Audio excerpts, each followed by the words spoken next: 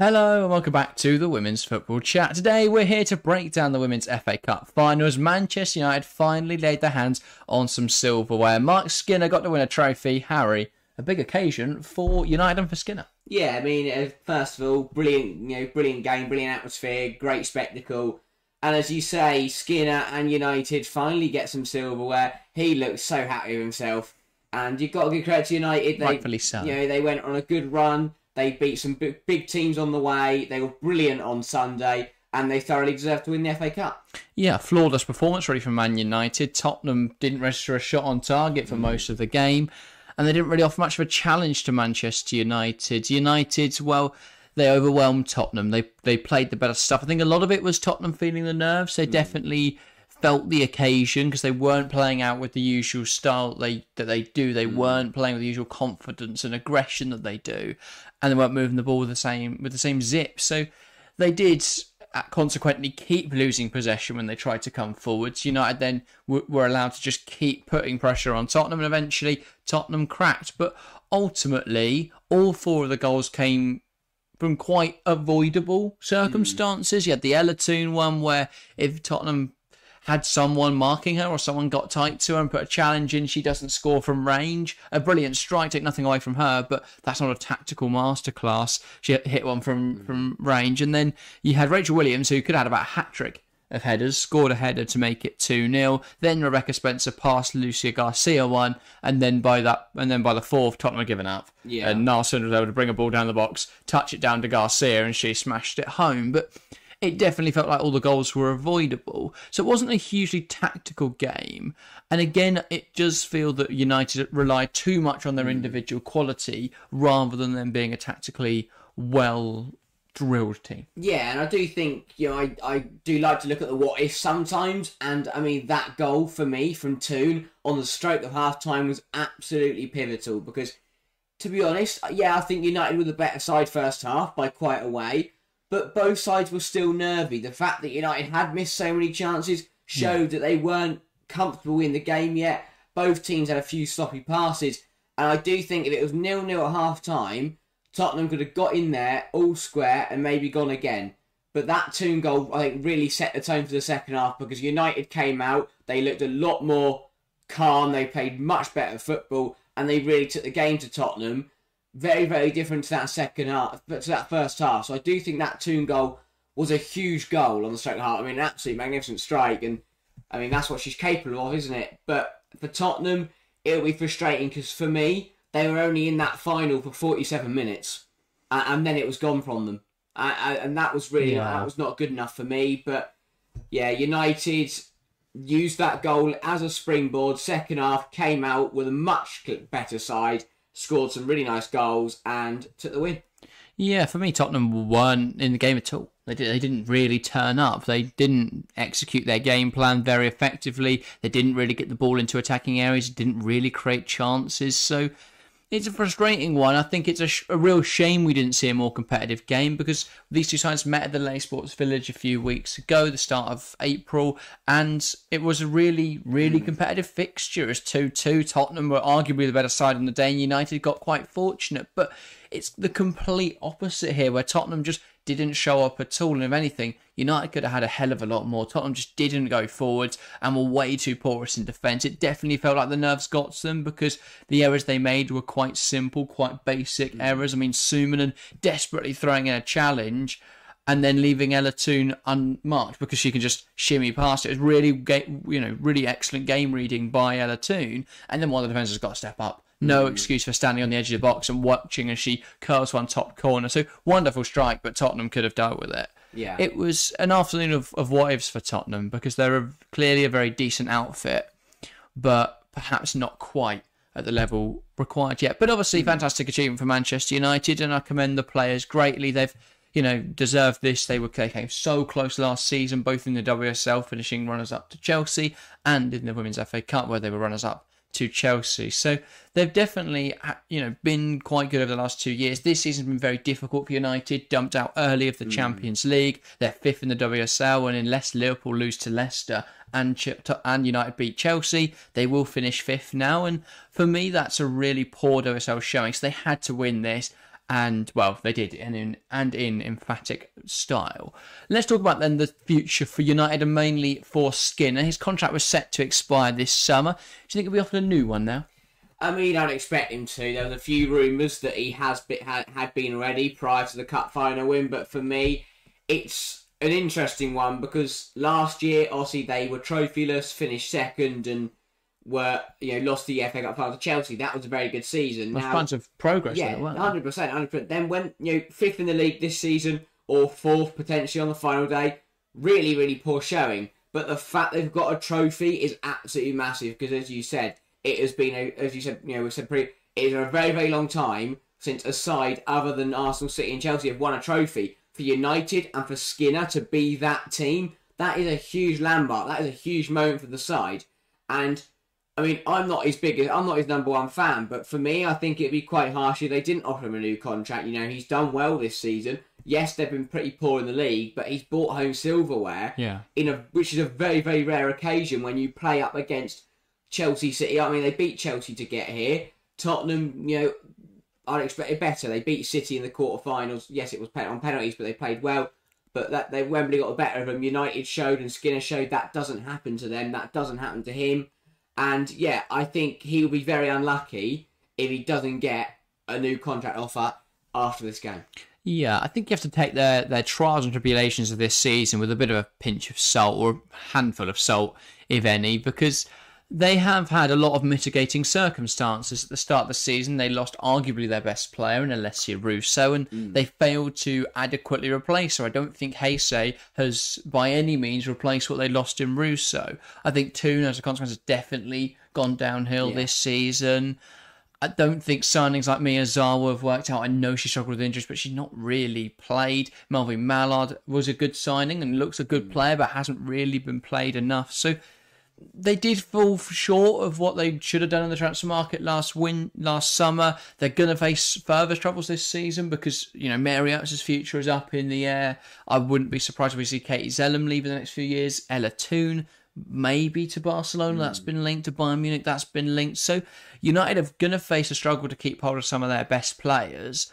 And it's whether they can bring in players that supplement the quality they already have and try and retain some of those really strong players, because they're not going to be able to reach Chelsea's level or City's level and compete in the UWCL if they keep losing their best players every summer, especially to direct league rivals. The fact that Arsenal finished below United last season and Russo still jumped ship tells me everything you need to know about that United camp. Everything you need to know. Yeah.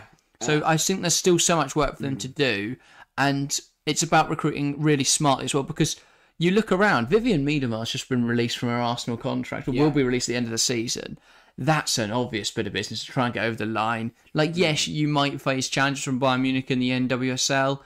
Maybe Barcelona as well, I think, have been linked, maybe PSG. But ultimately, you get in there first, you try and get her over the line, because she's a proven WSL goal scorer. You go out there for me and you see what you can get done. But yeah, I'm sure we'll talk about transfers over the summer. I'm sure there'll be lots going on at Manchester United. There feels to be a real revolution under Sir Jim Ratcliffe at United, and whether that continues into the women's side will be interesting to see. But yeah, I'm excited to see the future for United. I think this first trophy, getting under their belt, is crucial.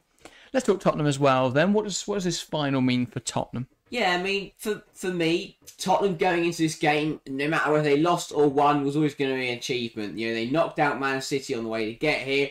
They played really good stuff. And in Villaham's first season, to reach a domestic cup final was an incredible achievement.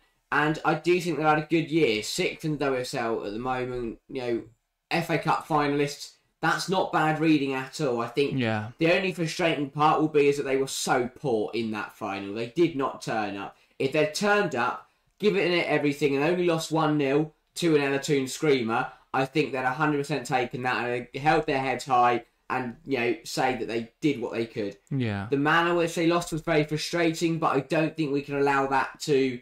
Sorry, it was very poor, not disappointing is better words.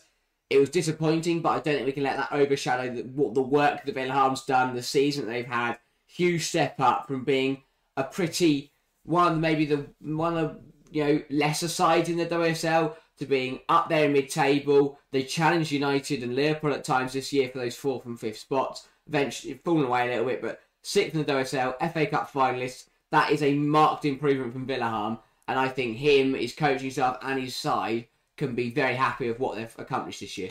Yeah, I think you've taken the words out of my mouth. I was going to say I think they'll be gutted by that final result, but I think they'll be more frustrated in how they lost that game. I think for Tottenham now, it's about improving for next season. Clearly, that 4th spot is not unattainable because United's still a bit of an unknown. Liverpool, I don't think, they did improve this season. Are they going to keep going up? I'm not too sure whether...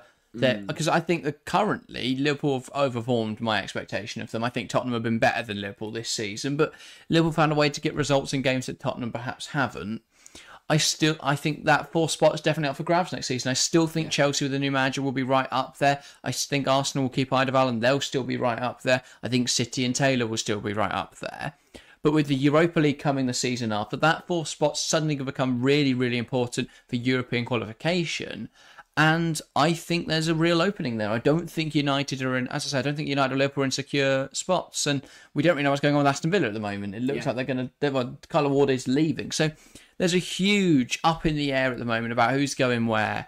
And for me, it's a perfect example for Tottenham, who have a grounding with Willenham, have a real exciting core of young talent. And I think they've got a really strong squad. They've just got to supplement it a bit in place. I think they could do with a real world-class goal scorer. Yes, England's done really well, and Thomas at times, but neither of them are your Sam Kerr, your Khadija Shaw type forward, where they just score goals and that's all they do. Yeah. There's a reason Chelsea let Beth England go. She's not one of those elite forwards. She's a great goal scorer, has done so well over the WSL, but the WSL is moving on, and I think it's without players like Beth England, but Tottenham, it's a really positive start. It's really positive stuff, and we can't blame England. She's been, influential in getting them here. But if Tottenham are going to take that next step, it's about how you can raise that ceiling of the squad. Because when you're building a squad, what you want to do is you look at the squad and you either go, we need to consolidate where we are, and so we improve the floor. You sign those simple players that are going to come in and immediately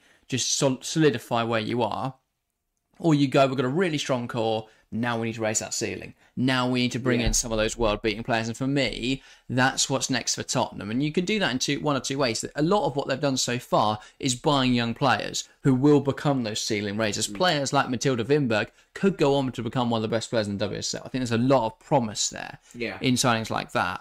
So you can either do that or you can go and splash a load of money. And Tottenham could do either. They've got loads of money. They've also got loads of time. So I do think there is a really promising future for Tottenham. It's whether or not they're going to take advantage of those opportunities. But I think the final showed there's still ground to find. They are still off of those top sides. And even if it's not in the quality, it's in the mentality. Tottenham went into this FA Cup final and quite clearly, quite evidently, the occasion got the better of them. They couldn't handle the expectation, the pressure, the weight of such a momentous fixture. They didn't seem themselves, Tottenham, and ultimately I think that's why they lost the game, because they've been tactically really good this season and it all fell apart inexplicably on the biggest stage. And it's a shame because they are a really good side and they didn't give a great account of themselves on Sunday.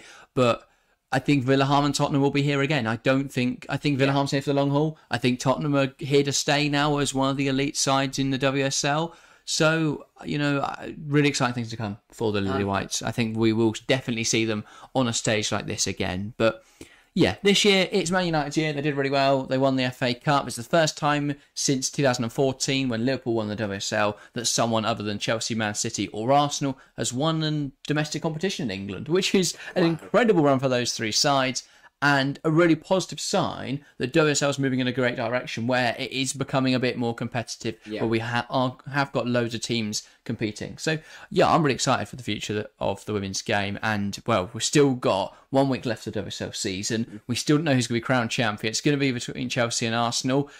I don't know, Chelsea and Man City, it's definitely not going to be between Arsenal, but it's going to be very, very interesting. So join us for all of that. If you're watching this on the Wednesday when it goes out, we'll be live tonight. Chelsea versus Tottenham, we've spoken about today.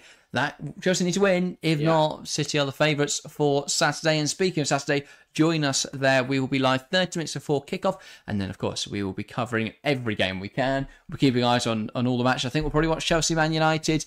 And then we will just keep tabs on the City game. Because it should now be in Chelsea's hands, provided they've beaten Tottenham on Wednesday night. So, should be a very exciting end to the season. Then, of course, next week, it is the UWSL final between Barcelona and Lyon. So, the content keeps coming at you. So, make sure to hit that subscribe button. Make sure to hit that notification bell so you know when we're live, when we're uploading, all that sort of stuff. But that's everything for today. Make sure to go check out our last video, which is on screen now. Go and give that a click if you're enjoying the content. If that is everything, then thank you guys very, very much for watching. And we'll see you next time. See ya.